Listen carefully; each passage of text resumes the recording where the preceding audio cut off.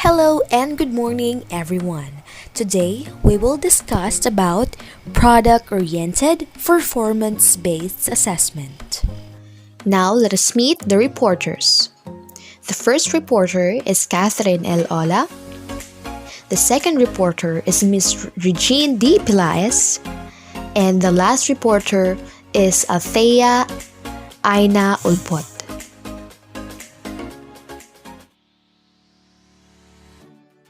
Objectives. By the end of this chapter, you should be able to A. Articulate product-oriented performance-based assessment, and letter B. Design the most appropriate authentic assessment tool for learning objectives relevant to field of specialization.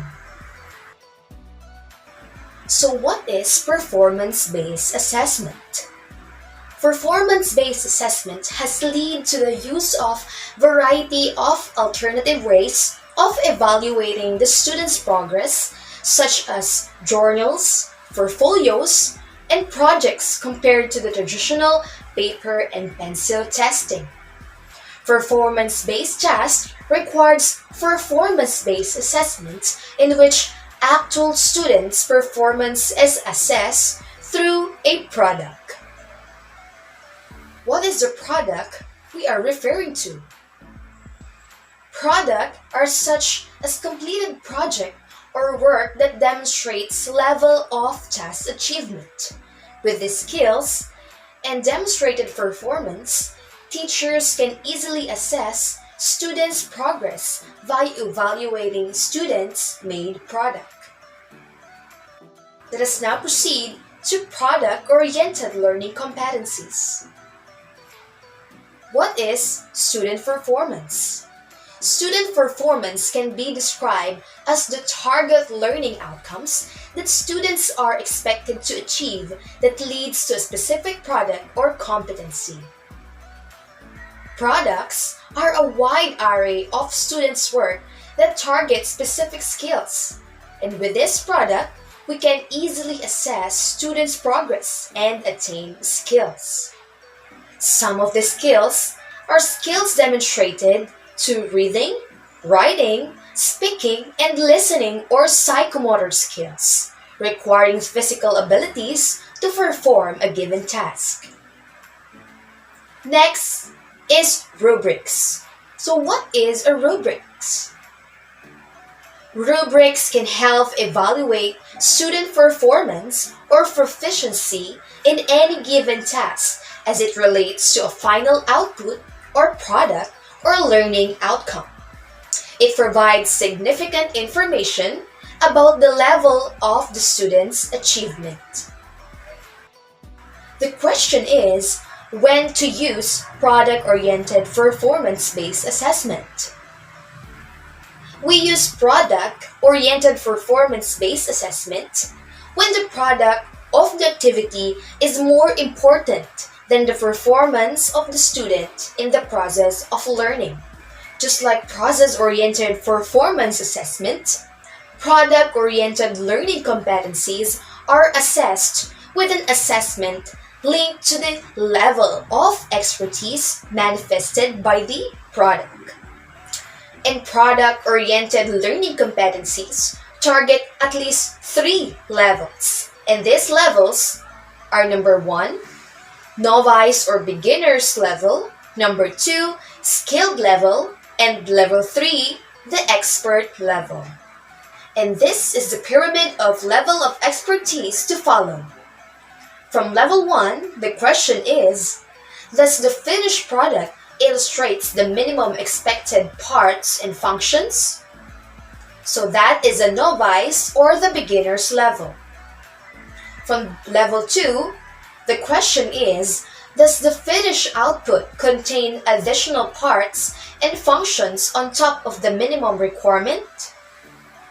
It means that the students add parts and functions that surpasses the minimum requirement from level 1. So that is a skilled level.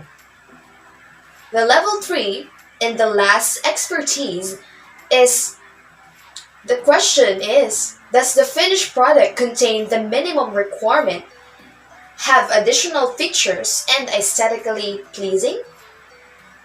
In this level, both level 1 and level 2 expertise are combined to achieve the highest level or the expertise level, and it is called the expert level. Below are some examples of product-oriented performance-based assessment. Number 1 example, the product desired is a scrapbook illustrating the historical event called EDSA 1 People Power. The learning competencies are: the scrapbook presented by the students must, number 1, contain pictures, newspaper clippings, and other illustrations of the main character of EDSA 1. That is the minimum specification. Number 2, contain remarks and captions for the illustrations made by the student himself for the roles played by the character of EDSA 1 People Power. So that is the skilled level. And number 3, the presentable, complete, informative, and pleasing to the reader of the scrapbook. So that is the expert level. Thus, we see how the level of ability changes from beginner level to expert level. We see the level of complexity that can easily help in assessing and evaluating a student's performance based on what he or she has done or made product. Another example is that performance-based assessment for product and projects can also be used for assessing outputs for short-term tasks. The example is, the desired output consists of the output in a typing class. And the learning competencies are, the final typing outputs of the students must, number 1, possess no more than 5 errors in spelling. That is the minimum specification. Number 2, possess no more than 5 errors in spelling while observing proper format based on the document to be typewritten. That is skilled level. And number 3, possess no more than 5 errors in spelling, has the proper format, and is readable and presentable. Product-oriented performance-based learning are evidence-based. So that is the expert level. Because of this level of expertise, we can easily see and assess the extent to which a student's ability, and teachers can easily evaluate the product produced by the students based on the learning competencies and level of expertise, or simply to what level that the student's ability reach. If you will observe the performances in the example, it is an evidence-based. So what is an evidence-based? Evidence-based or product-oriented performance-based learning competencies needs concrete evidence that the student has achieved a certain level of competence based on product. And as a teacher, needs concrete evidence that the students have achieved a certain level of competence based on their made output or product. Now let us now proceed to task designing. Task designing is the design of the task depends on what the teachers desires to observe as outputs of the students. And we have 4 things to consider in designing an assessment. Number 1, complexity. Number 2, appeal. Number 3, creativity. And lastly, number 4 is goal-based. The number 1 thing to consider in task designing is complexity. And it has 2 questions.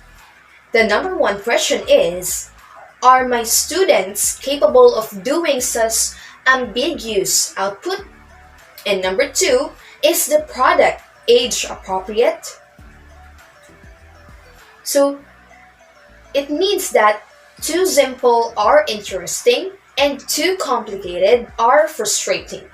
So it means that the level of complexity of the project needs to be within the range of ability of the students. Designing an assessment must be critically made for the appropriateness of tasks for the students. The second one is appeal. The questions are: is the product enjoyable to create? And number two, are the students going to enjoy doing it while moving towards the desired learning outcome?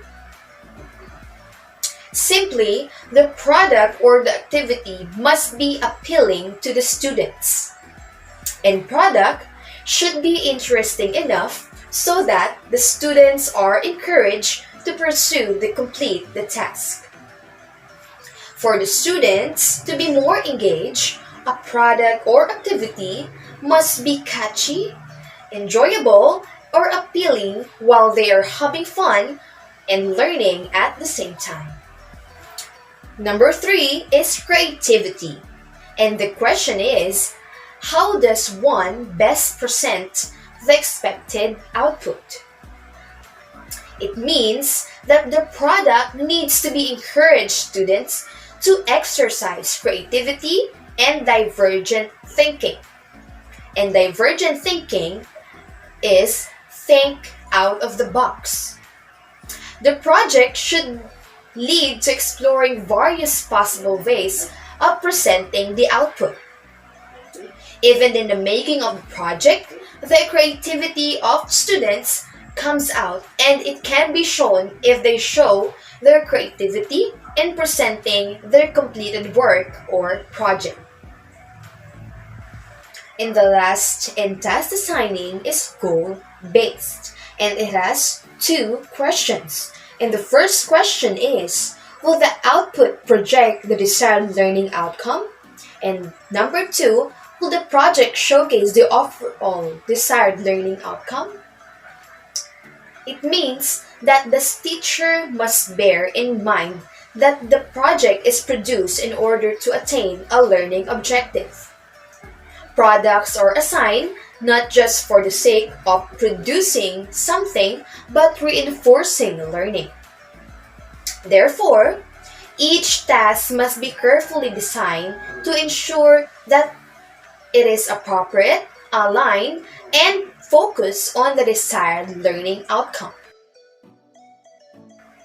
Now that you all know what is performance-based assessment, product-oriented learning competencies, when to use product-oriented learning competencies, level of expertise, and task designing, let us now hear from Regine Pelaez to discuss how to craft our rubrics.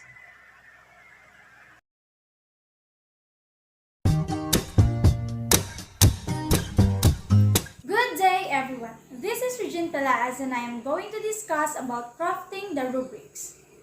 Establishing a student's ability to perform a task takes more than a good activity. It necessitates the use of a gadget or tool to assess the skill. This tool is usually a rubric. A rubric specifies the skill being assessed as well as what determines various levels of performance success. To have a meaningful performance-based evaluation, you must first create an appropriate rubric. Scoring rubrics in product-based performance-based assessment requires judgment from the evaluating body. It is typically employed in essays and evaluating projects, such as scrapbooks. Judgment concerning the quality of a given writing sample may vary depending upon the criteria that was set. When creating a rubric, it is important to consider what to measure, how to measure performance, and decide what the passing level of performance competency is. Although a general rubric design can be reused, it may need to be fine-tuned or altered significantly to meet the specific needs of each task activity. That is why we have this criteria, and the measurements for scoring rubrics, as I said, are statements that identify what really matters in the final output. So here are the most often used for evaluation outputs. First is the quality. Next, creativity. We also have comprehensiveness, accuracy, and aesthetics. From these major criteria, you may break it down more focused and specific. Let's just say that you ask your students to write a journal about the effects of COVID-19 pandemic to the socioeconomic status of Filipino families. The major criteria comprehensiveness may possess sub-statements such as showing facts and figures to support the claim, succeeding in interrelating various sectors impacted by the pandemic, and the arguments presented have a factual basis from established resource. This is an example of a rubric for the assessment of English 101 essays. Maximum of 15 points for each essay. And the criteria for the rubric are the following: introduction, main points, organization, style, and mechanics. So these are what students have to perform or what should be seen in their essays. And the students, in each criteria, the students may receive or get 3 points, 2 points, 1 point, or 0.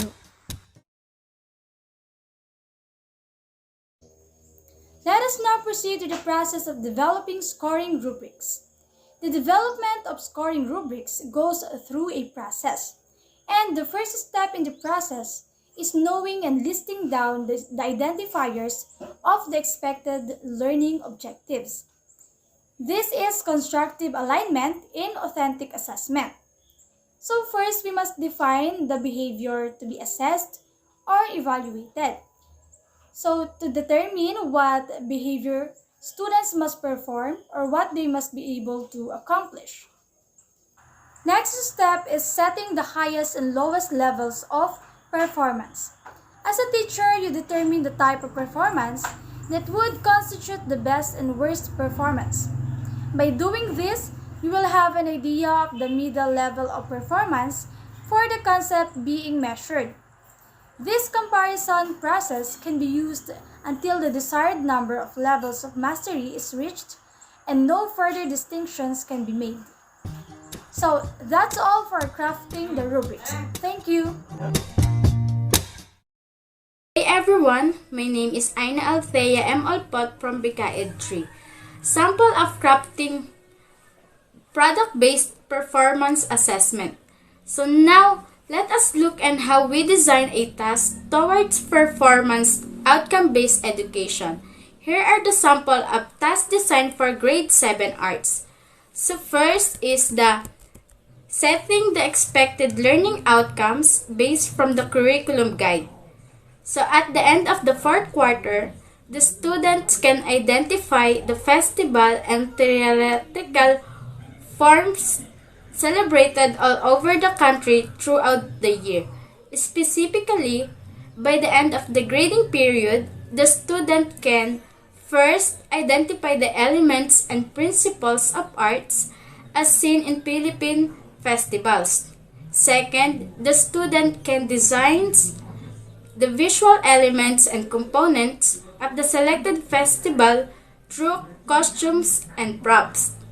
Third, the student can analyze the uniqueness of each group's performance of their selected festival in the theatrical form.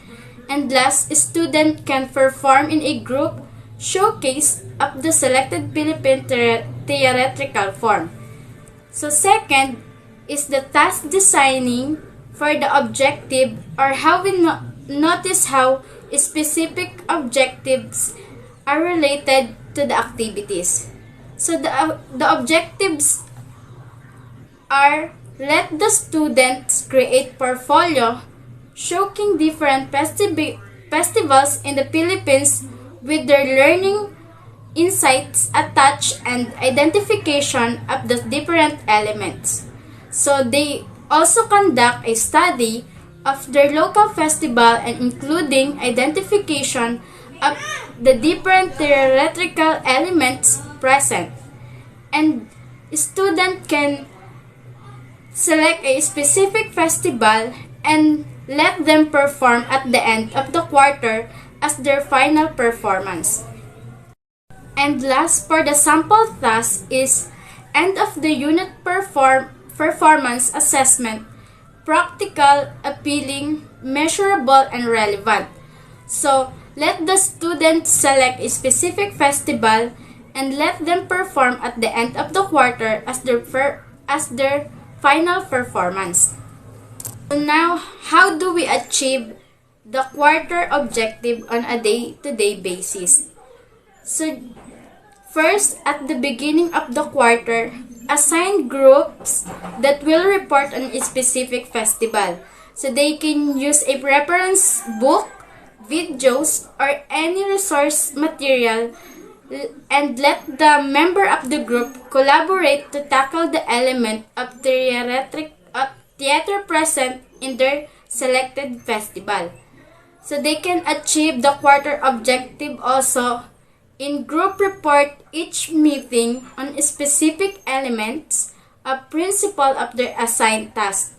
So as a short assessment and retention purposes, conduct traditional assessment every after discussion so that they can achieve the objectives in a day-to-day class.